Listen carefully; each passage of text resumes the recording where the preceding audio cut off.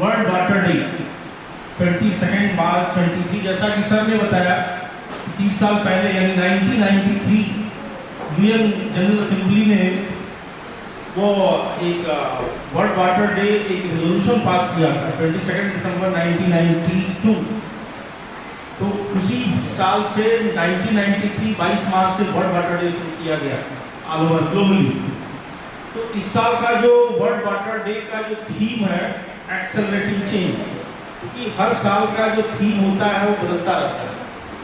तो इस साल का जो उन्होंने थीम दिया है एक्सेलरेटिंग चेंज, मतलब कि ये थीम अर्ज कर रहा है, एक तरीके से बिना सविनय निवेदन कर रहा है गवर्नमेंट से, आपका कारपोरेट से, civil society organisation, individual, professional, जो भी इस डायरेक्शन में वाटर के ऊपर काम कर रहे हैं, उनको जो है कि आप सस्टेनेबल डेवलपमेंट गोल का जो 6 पॉइंट है वास्ट सेक्टर, तो उस वास्ट सेक्टर को कैसे अचीव किया जाए इन एक्सेलरेटिंग मोड, मतलब फास्ट पेस में कैसे आगे बढ़ा जाए, उसको पूरा किया जाए। तो इस साल का जो थीम है एक्सेलरेटिंग चेंज। जब भी हम वाटर की बात करते हैं तो उसमें दो चीजें आती हैं, water quantity and water quality. अब दोनों अपने आप में एक बहुत महत्वपूर्ण पहलू है कि क्वांटिटी की जब बात करते हैं तो एडिक्वेट, जितना पानी चाहिए हमको उतना पानी मिलना चाहिए, और पोर्टेबल, मतलब पोर्टेबल वाटर होना चाहिए। दूसरा है क्वालिटी शब्द। क्वालिटी में ये है कि ये फ्री फ्रॉम, मतलब पानी जो है free from physical, chemical, microbial contamination से दूर होना चाहिए। तो क्वांटिटी एंड क्वालिटी की बात है। और ये वाटर जो बिजनेस है इसको अकेले में आप नहीं देख सकते हैं। अकेले का मतलब खाली हम ग्राउंड वाटर के बारे में सोचें और सरफेस वाटर और रेन वाटर हार्वेस्टिंग के बारे में नहीं सोचें तो ये अन्याय होगा। हमेशा याद रखना है कि सरफेस वाटर, ग्राउंड वाटर मिलके ही हम वाटर की कल्पना कर सकते हैं। आप आइसोलेट नहीं कर सकते, ग्राउंड वाटर आइसोलेट है, सरफेस वाटर आइसोलेट है, ये करना सही नहीं है। ये अब अगर पानी की स्थिति देखें चित्र में, लाइट शायद तो आप कर सकते हैं, लाइट में थोड़ा सा क्लियर हो गया है।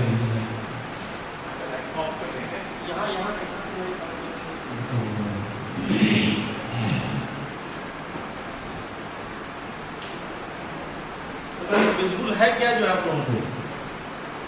इसमें अगर हम पानी की बात करें तो केवल 1% आपका 3% हमारे पूरे दुनिया में फ्रेश वाटर है, जिसमें से एक्सेसिबल फ्रेश वाटर केवल 1% है। और 1% में भी there are so many division, आप चित्र में देख रहे होंगे कि जो 1% केवल पानी हमारे पास है जो कि हम वाकई इस्तेमाल करने योग्य कर रहे हैं, उसमें भी बहुत सारा प्रॉब्लम्स आ रही है करने के लिए। अभी अब हम आपको ये चलते हैं 2070-75 में पानी की क्या स्थिति थी, आज हमारी क्या स्थिति हो गई है।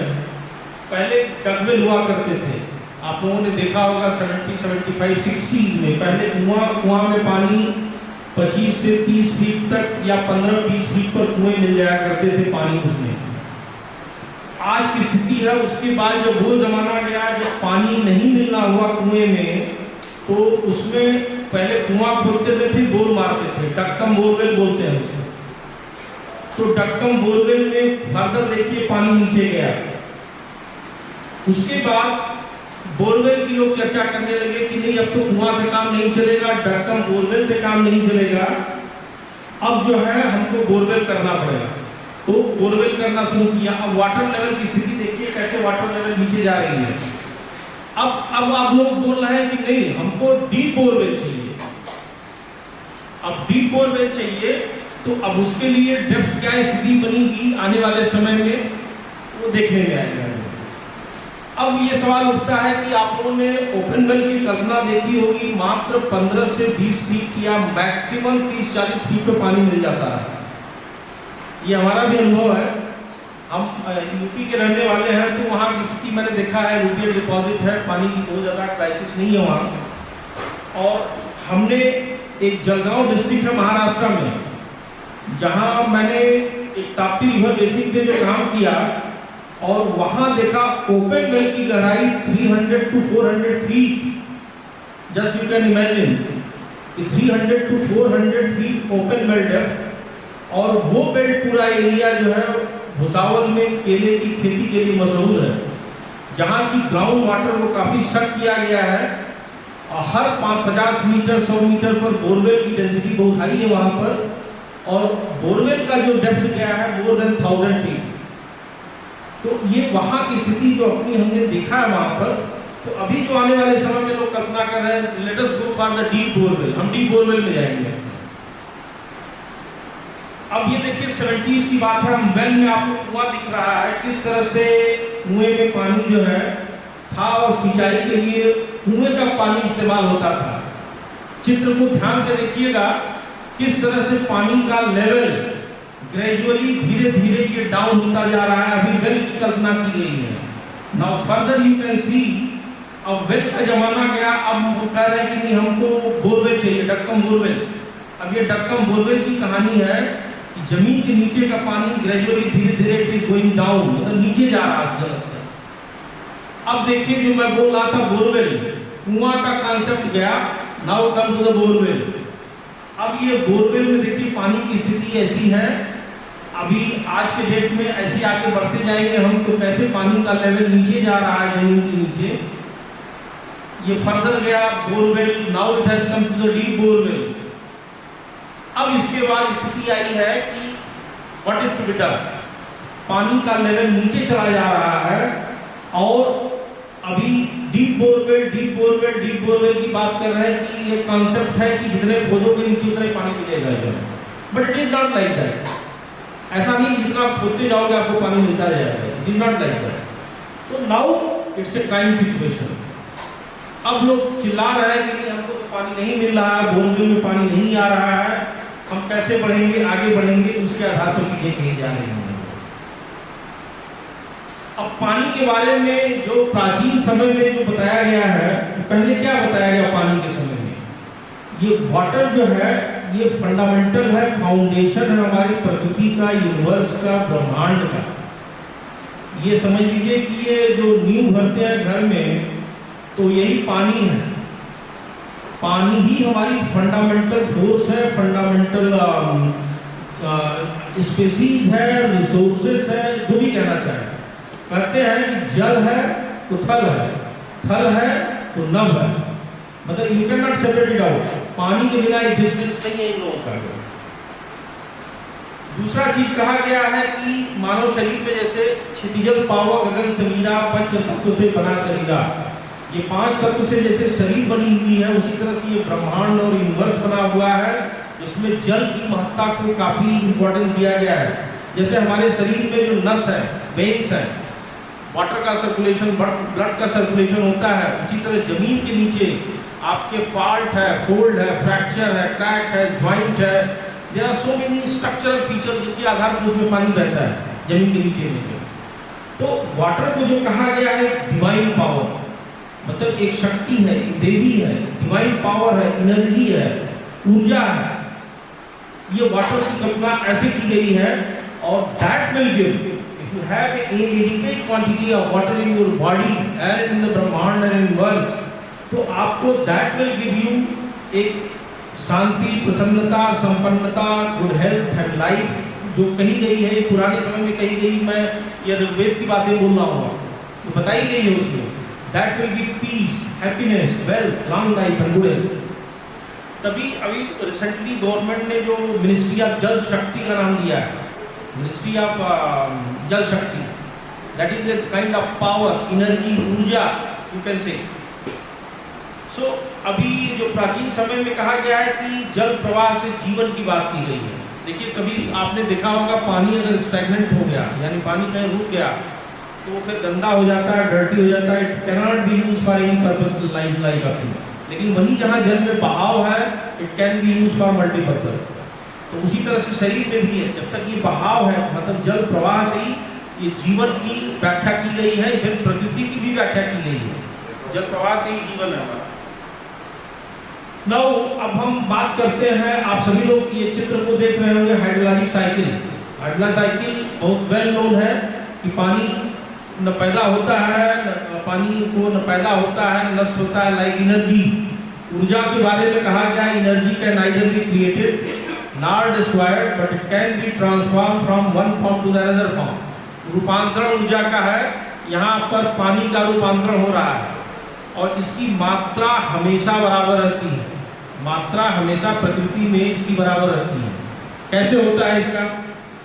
जल के रूप में केवल हमारा आपका रूप, जल का रूप और स्थान बदलता है। इसमें जल का रूप स्थान बदलने का मतलब पानी है, पानी से भाप बना, भाप से गया बादल बना, बादल से फ्रैगमेंटेशन ऑफ क्लाउड हुआ, वो फिर पानी बरसात के रूप में नीचे आया, फिर सरफेस रन ऑफ हुआ, ग्राउंड वाटर गया, फिर again it is come to the ocean.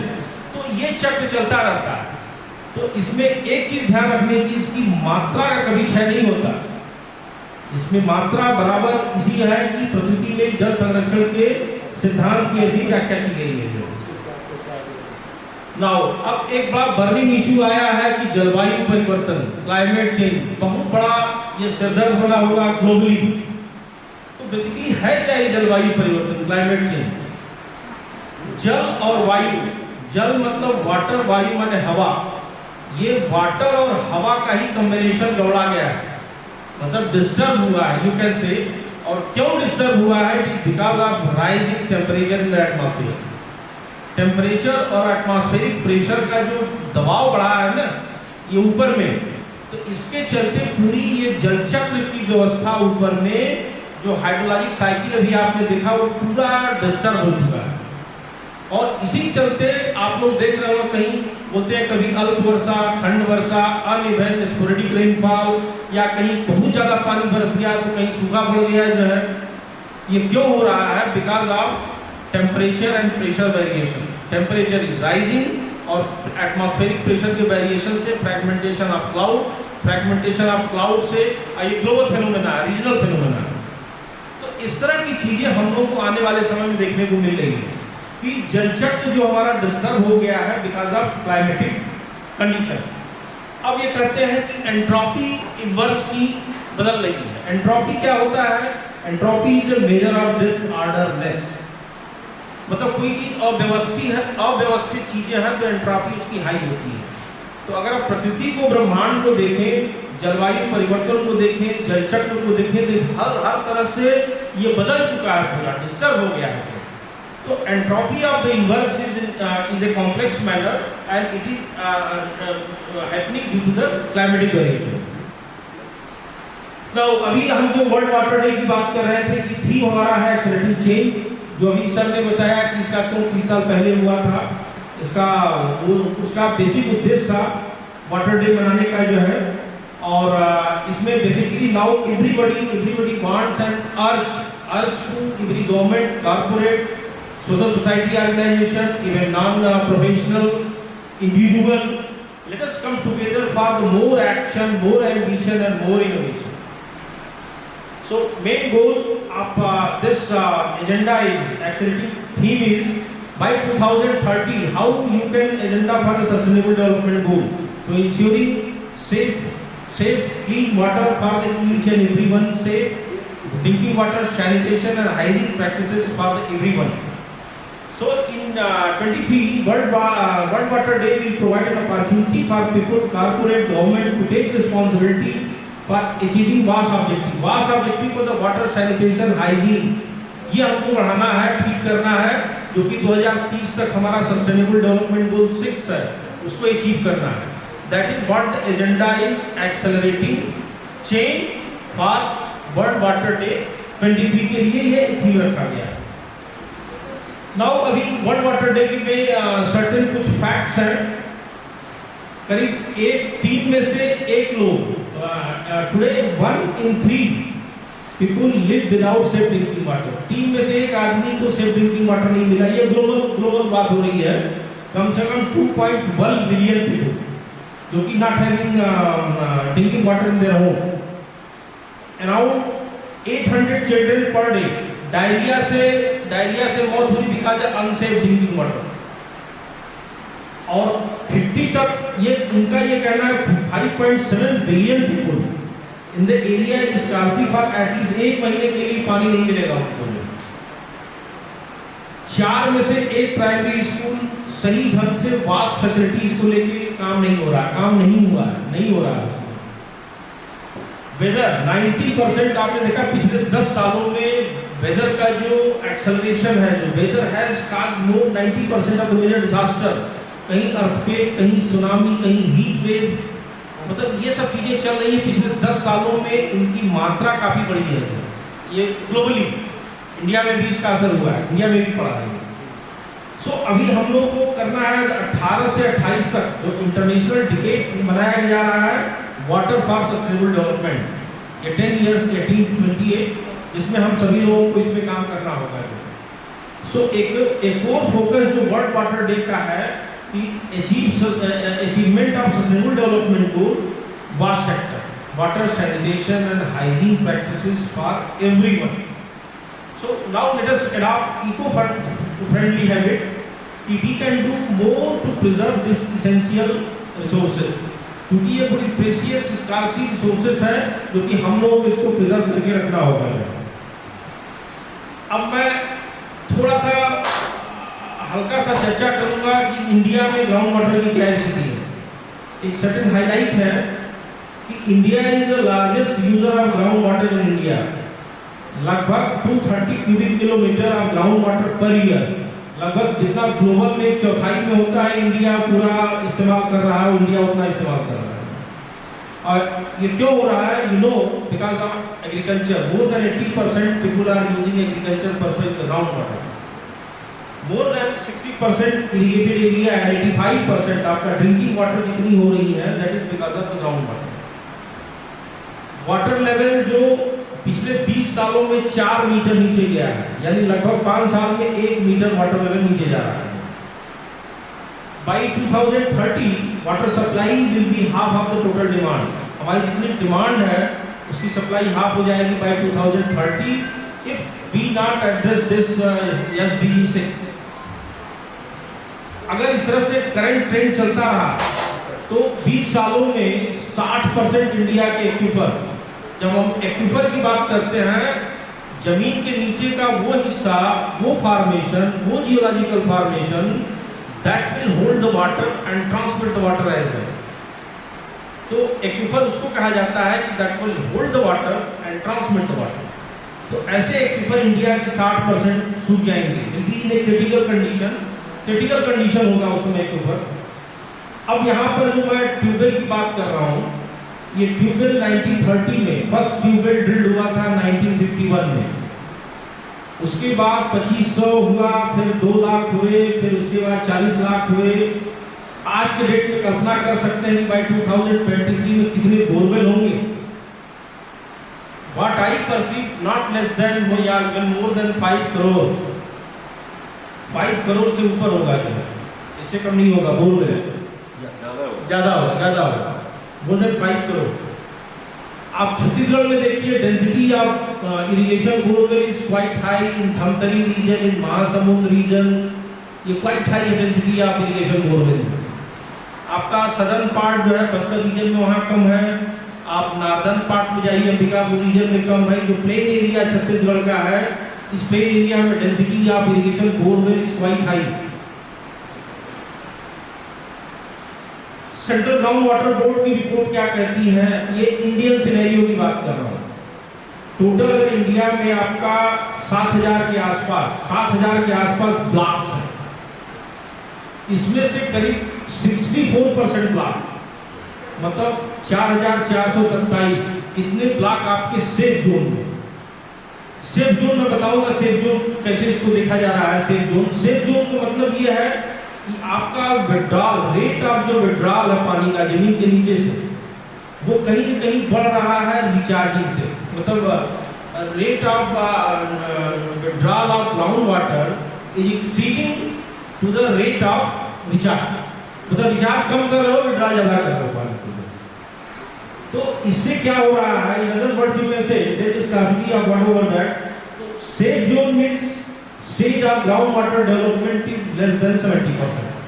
तो stage of ground water development की जब हम बात करते हैं तो आपका टोटल एक ब्लॉक स्तर का जो कितना हमारे पास पानी है, कितना मैं पानी को निकाल रहा हूँ, निकालने का मतलब in terms of domestic, industrial, agriculture, ये कितना पानी निकाल रहे हैं इसका रेशियो का 100% निकाल लेंगे तो stage of ground water development होता है।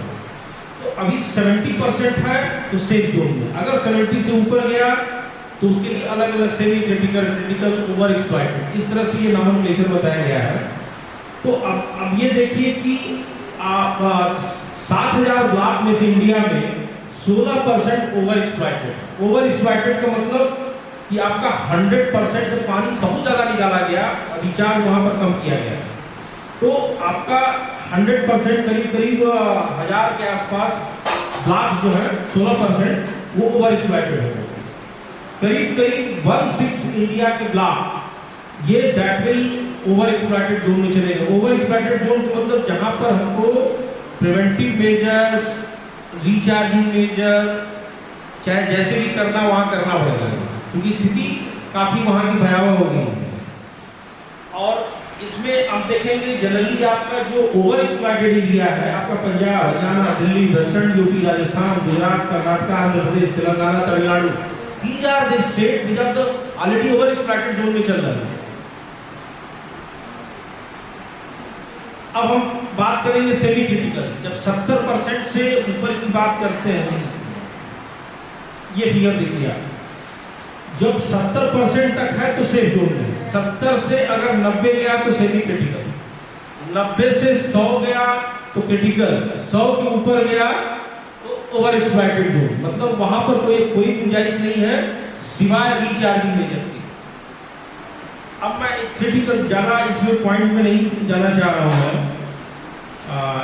ये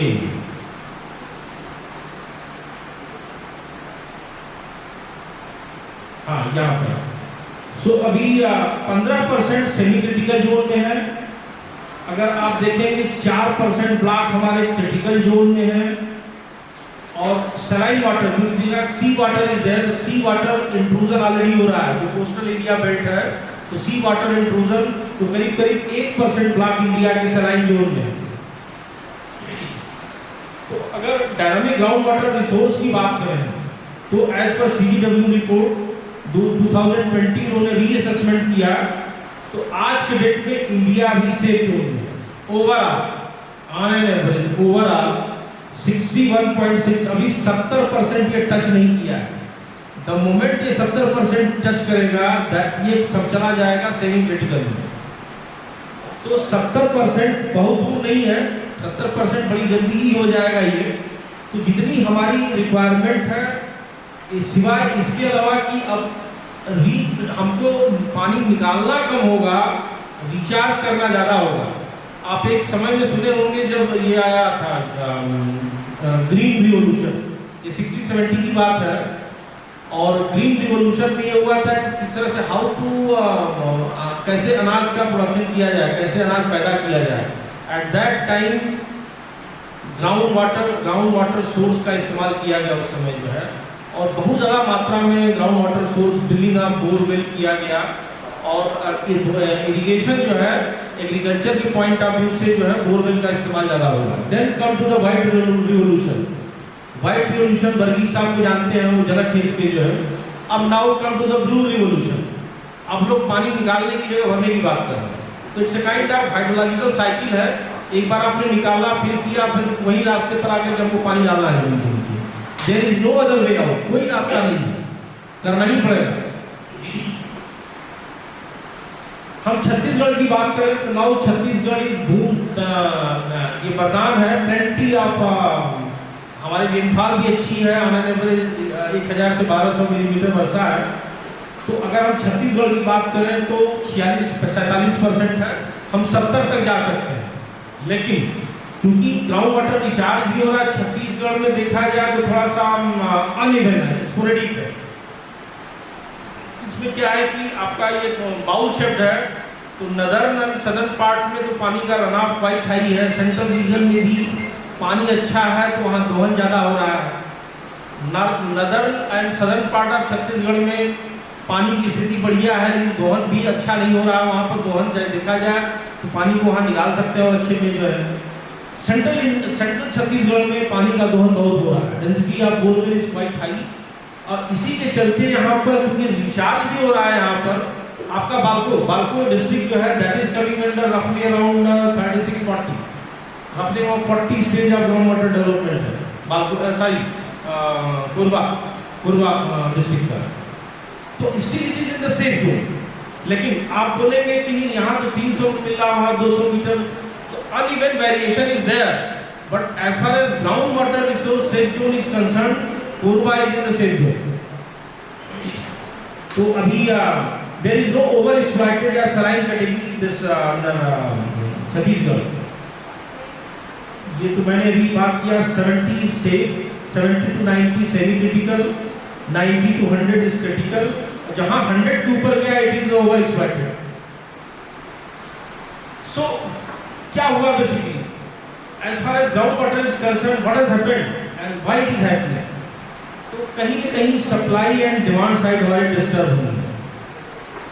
ये सभी लोगों को पता है किस तरह से ये डिस्टर्बेंस हो रहा है, कि किस तरह से ये बोरवेल, इसे लग रहा है कि ये इजी एक्सेस है ग्राउंड वाटर का, लो कैपिटल कास्ट है, जिसकी जो मन में आया वहाँ बोरवेल कर दे, कोई रेस्ट्रिक्शन नहीं है, हमारा पैसा हम बोर मारेंगे भाई, इसमें बोर करेंगे उसको। So ground water has emerged as a backbone of India's agriculture and drinking water security.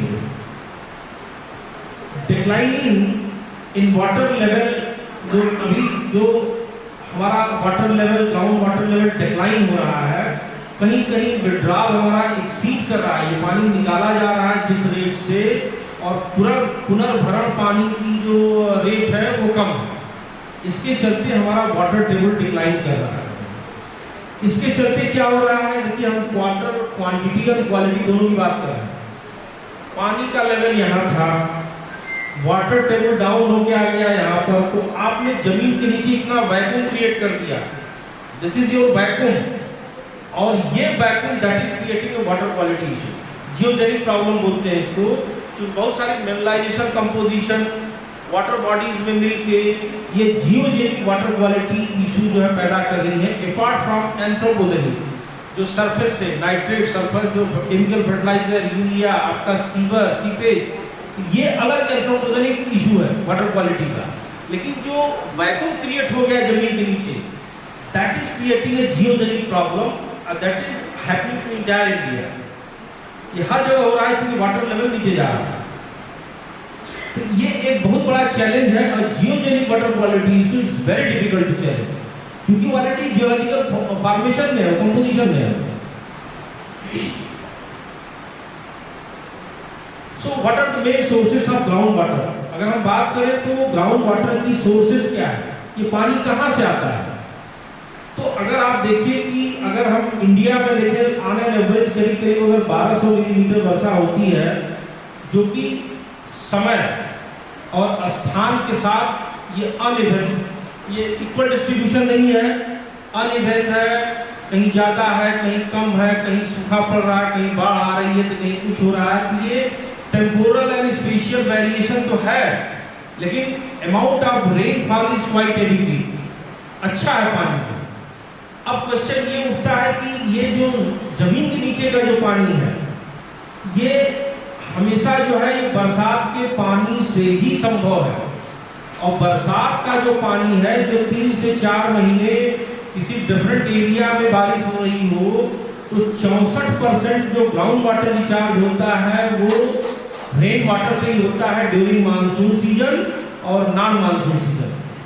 Monsoon season आपका जून जुलाई से लेकर अक्टूबर तक, सितंबर अक्टूबर तक, और यदि आपने देखा अभी डिनर्जी काइंड ऑफ थिंग, अभी कुछ दिन पहले जो अभी चली रहा है मौसम जो डिस्टर्बेंस हुआ है, ओले भी पड़े हैं, कितनी फसल नुकसान हुई है, तो इस तरह की वर्षा तो मार्च में नहीं देखी गई थी। इस तरह की वर्षा, इस तरह का टेम्परेचर लोअरिंग डाउन, इस तरह की बारिश ऐसा मार्च में तो नहीं देखा गया था। अभी रिसेंटली हम जो अभी 10-15 साल का अनुभव है, लेकिन इस तरह की चीजें हो रही हैं, तो इसका मतलब कहीं न कहीं ये manifestation of the climate change effect है। ये इसको हम लोग का दबाव समझना पड़ेगा कि जलवायु जो परिवर्तन हो रहा है, ये इस तरह से अनइवन रेनफॉल, स्पोरेडिक रेनफॉल, कहीं डिलज है तो कहीं ड्राई है, इस तरह से चीज़ें मूव कर रही हैं। तो 64% हमारा पानी, एक आपका बरसात का पानी मान लीजिए, उससे 64-65% आपका ग्राउंड वाटर रिचार्ज होता है। बाकी कहाँ से रिचार्ज होता है? जो आप बरसात के पानी को जमीन के ऊपर जितने भी तरह के स्ट्रक्चर्स हो सकते हैं, छोटा सा डबरी से लेके बड़े से तालाब से लेके चेक डैम, फार्म पॉन्ड, नाला ट्रीटमेंट, जितना भी आप सोच सकते हैं, कल्पना कर सकते हैं पानी के बारे में, जमीन पर रोकने का, that is also percolating and infiltrating to the ground level. वो पानी परकोलेट होके, इनफिल्ट्रेट होके कहीं न कहीं पानी जमीन के नीचे जा रहा है।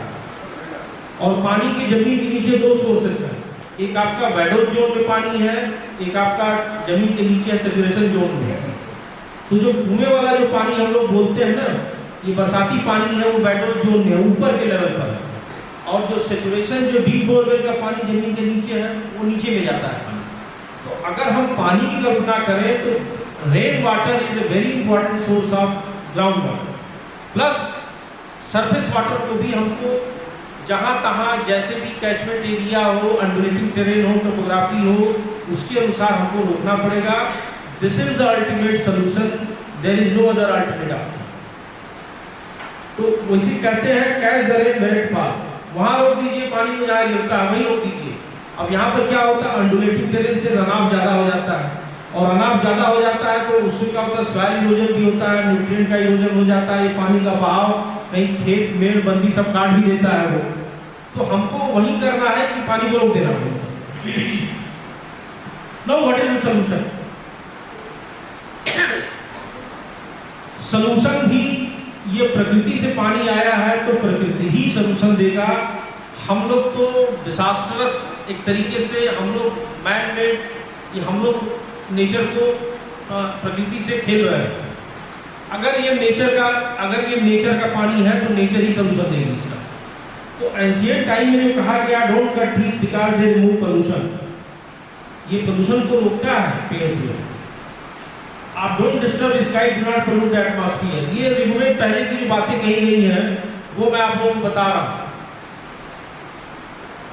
डोंट डिस्ट्रॉय फॉरेस्ट, क्योंकि बायोडाइवर्सिटी एक दूसरे से लिंक है, मतलब एक दूसरे के बिना नहीं रह सकते। One should protect the habitation, जन जमीन जंगल जन जानवर, this are the 5J component. इसकी रक्षा सुरक्षा और सारी चीज़ें ये अपनी जिम्मेदारी है, एक पर्टिकुलर इकोसिस्टम की जिम्मेदारी है। तो ये हमारा नेचर में ही सोल्यूशन है। What is the nature based solution? क्या है हमारे पास? अब है कि हमको सप्लाई साइड मैनेजमेंट को देखना पड़ेगा। हमको कोई एग्रीकल्चर सिस्टम में जो फ्लडेड वाटर सिस्टम है, हमको टेक्नोलॉजिकल प्रमोशन करना पड़ेगा। क्लाइमेट स्मार्ट एग्रीकल्चर प्रैक्टिसेस कैसे बढ़ाई जाएगी, वाटरशेड मैनेजमेंट को कैसे सही ढंग से इंप्लीमेंट किया जाएगा, ट्रेडिशनल टेक्नोलॉजिकल, ट्रेडिशनल आपका जो नेचर बेस्ड सोल्यूशन है, ट्रेडिशनल टेक्नोलॉजी है, नॉलेज है, हमको उसको प्रमोट करना पड़ेगा। सस्टेनेबल डेवलपमेंट को हमको इसको लाने के लिए adopting them will not only improve there water management also water security, क्योंकि वाटर सिक्योरिटी सस्टेनेबल डेवलपमेंट का एक और गोल है वाटर सिक्योरिटी, हमको उस पर भी देखना पड़ेगा। और up to certain level extent आपने सरफेस वाटर लेवल का हार्वेस्टिंग आपने ऑप्टिमाइज कर दिया, ऑटोमेटिक आपका इवेपोरेशन लॉस कम होगा, ट्रांसपोर्टेशन लॉस कम होगा, ग्राउंड वाटर रिचार्ज ज़्यादा होगा, खेती बाड़ी के लिए पानी का इस्तेमाल बहुत ज़्यादा होने लगेगा उस समय। Again return from the agriculture point of view, तो एक तरीके से अप टू सर्टेन एक्सटेंट तक आप ग्लोबल वार्मिंग को एड्रेस कर सकते हो because of this water conservation measures. ये कुछ फोटोग्राफ हमने लगाए हैं जो कि आपके ये दोनों रीजन के ही हैं, मतलब ये प्रोजेक्ट एरिया के ही फोटोग्राफ्स हैं, जो कि मैंने शुरू में ही वाटर कंजर्वेशन के ऊपर फोकस किया था प्रोजेक्ट को, जो है कि कैसे इसको ऑप्टिमाइज और मैक्सिमाइज किया जाए एट द डिफरेंट लेवल पे। ये भी आपका दोनों का ही चेक डैम है।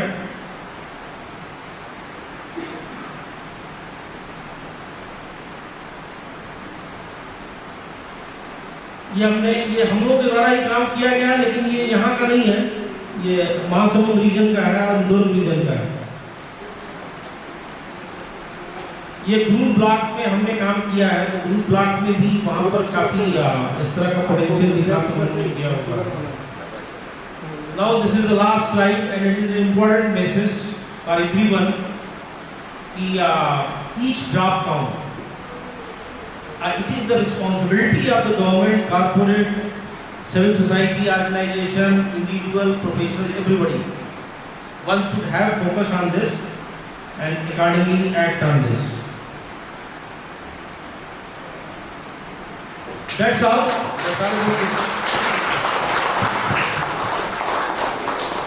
Thank you very much.